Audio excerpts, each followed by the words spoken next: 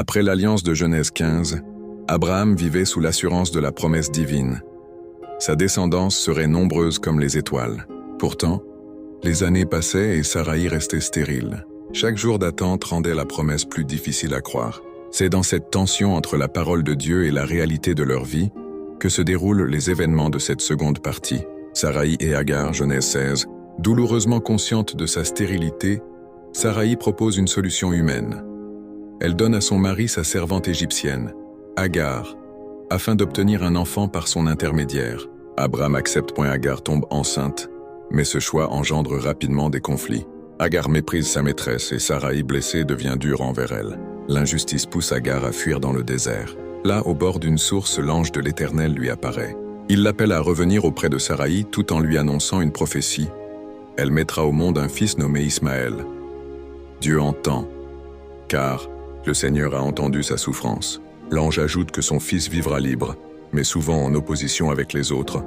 Genèse 16, 12. Reconnaissante, Agar appelle Dieu le Dieu qui me voit, et retourne chez Abraham. Elle donne naissance à Ismaël, alors qu'Abraham a 86 ans. L'alliance renouvelée et la circoncision, Genèse 17, 13 années passent. Abraham a désormais 99 ans. Dieu se révèle de nouveau à lui sous le nom de El Shaddai, Dieu Tout-Puissant, et renouvelle son alliance. Dieu change son nom en Abraham, père d'une multitude, et Saraï devient Sarah, princesse. Par ce changement d'identité, Dieu confirme leur vocation. Ils seront les ancêtres de nations et de rois. Dieu promet expressément « Je bénirai Sarah et je te donnerai un fils par elle ». Genèse 17, 16 paraphrasé. Abraham tombe face contre terre et rit.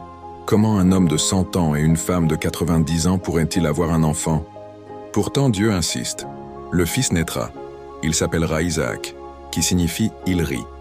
Et c'est par lui que l'alliance sera établie. Comme signe visible, Dieu ordonne la circoncision de tous les mâles dans la maison d'Abraham. Celui-ci obéit immédiatement.